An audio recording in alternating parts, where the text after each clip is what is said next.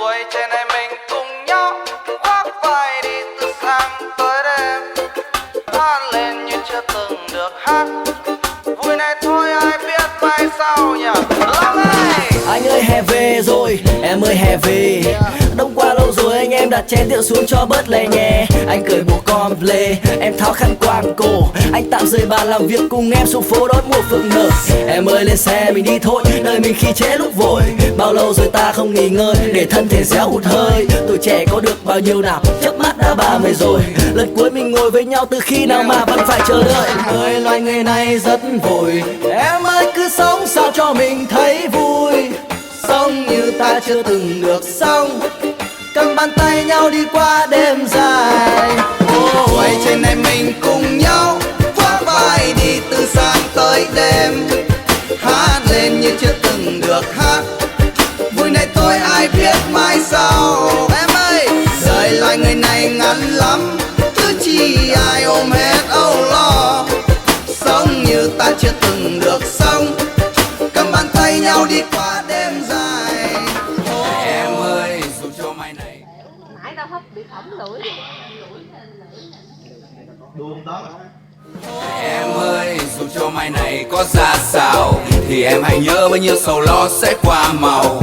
Mọi chuyện sẽ ổn thôi khi ta còn yêu đời. Bao nhiêu gian nan sóng gió cũng khó ngăn cho đôi môi ta nở nụ cười mà ông ơi. Cuộc đời này còn dài được bao lâu, đôi chân ta đã đưa ta lang thang đi xa những đầu. Chớp mắt tuổi trẻ rồi cũng sẽ trở thành ngày hôm qua, nên ta cứ sống vui đi vì hôm nay là món quà. Và chúng ta đang trải qua những ngày đẹp nhất trong cuộc đời, rồi đã có những lúc thất vọng chán chường mà nước mắt chưa buồn rơi. Đã nuôi được mất từng đánh cực tất vào cuộc chơi, rất nhiều lần vấp ngã nhưng vẫn bất chấp tất cả không chịu buông xuôi. Sống trên vai cho tuổi thanh xuân không tiếc nuối. Tuổi trên này mình cùng nhau thoát vai đi từ sáng tới đêm, hát lên như chưa từng được hát. Vui này thôi ai biết mai sau. Em ơi, đời loài người này ngắn lắm, cứ chi ai ôm hết âu lo. Đừng ôm âu lo vào người sống ông như ơi, ta chưa từng được sống, chưa từng được sống. cầm bàn tay nhau đi qua đêm dài. Oh.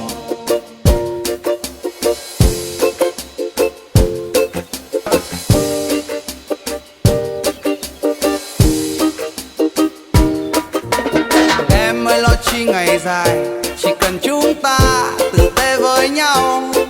Nhớ mai cho ông rời sập xuống, nhớ mai ta không còn thấy nhau. Anh ơi gian chân đời mình phải buồn hết đêm là sẽ héo ngây. Khoác vai anh em mình đi tiếp, trước mắt ta con đường vẫn đường.